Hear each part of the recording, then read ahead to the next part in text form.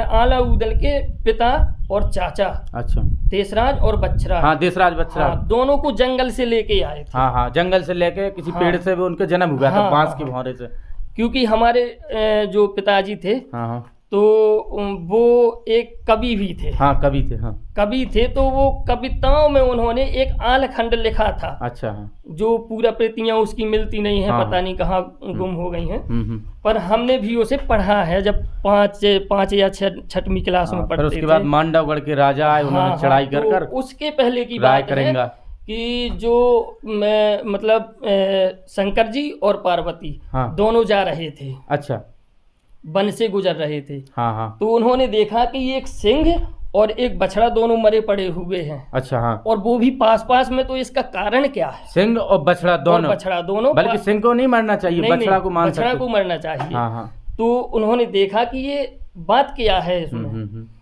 तो पार्वती जी ने शिव जी से पूछा कि स्वामी ये क्या है। उन्होंने कहा कि और यही तो औरतों में खासियत होती है, महिलाओं में, और इसीलिए हम आपको साथ में नहीं लेकर जाएगा घुमाने के लिए। ये क्या है, वो क्या फालतू की बात करती हो।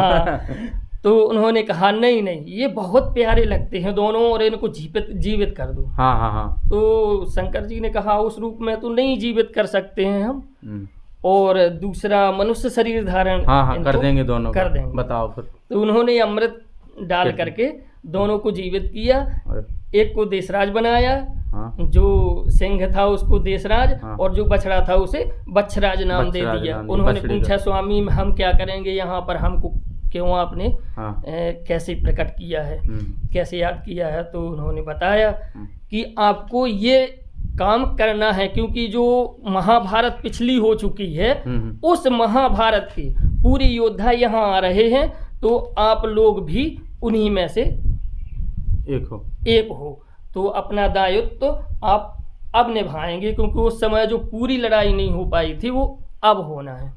हाँ, बताया जाता है इतिहास में 2 ही युद्ध हुए अभी तक कि देखा जाए तो। एक तो अपनी महाभारत का हुआ था, और दूसरा युद्ध पृथ्वी आला उदल का हुआ था। जैतखंभ की लड़ाई हुई थी। जैतखंभ में कौन था? जैतखंभ में सभी वीर योद्धा थे। दिल्ली के जो पृथ्वीराज चौहान से हुई थी, और आला उदल के बीच हुई थी। आला उदल के बीच हुई थी, और बाकी सारे भूमंडल के राजा थे। अच्छा, क्योंकि कुछ इनके पास थे, इनके साइड में थे, जो मित्रता जिनसे हो गई या जिसका किला जीत लिया, तो वो उसके कब्जे में हो जाता था। अच्छा, वो कब्जे में हो जाता था। हाँ, तो वो साथ में लड़ने के लिए जाया करते थे सभी राजा। जयचंद राजा है जैसे, हाँ, कन्नौज के राजा जयचंद, तो वो लाखन भी उस समय पे लड़े, उसी समय पे उनकी मृत्यु हुई। उदल की उसी समय पे मृत्यु हुई है।